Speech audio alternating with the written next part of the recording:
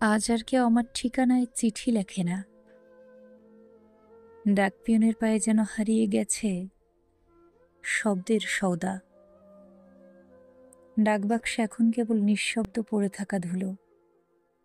আরেকটা বিকেল চুপচাপ একা গলির মোড়ে বসে থাকি ভুলে যাওয়া নামে।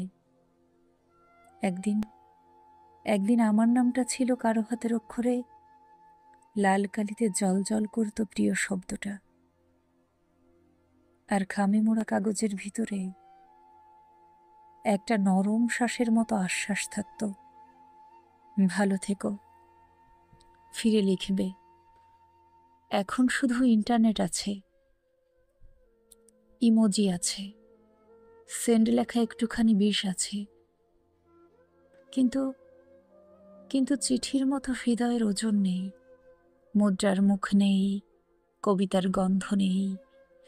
আমার ঠিকানায় এখন আসে শুধু বিল, আসে টেলিভিশনের অফার, আসে ছেঁড়া খবরের কাগজ, কিন্তু কেউ আর লেখে না তোমাকে মিস করছি। আমি আজও ডাকঘরের পাশ দিয়ে হাঁটি, মনে মনে ভাবি হয়তো কোনো চিঠি হারিয়ে গিয়েছিল, হয়তো কোনো নাম এখনো ডাকছে একটা পুরনো প্রেমের গল্পের ভেতর।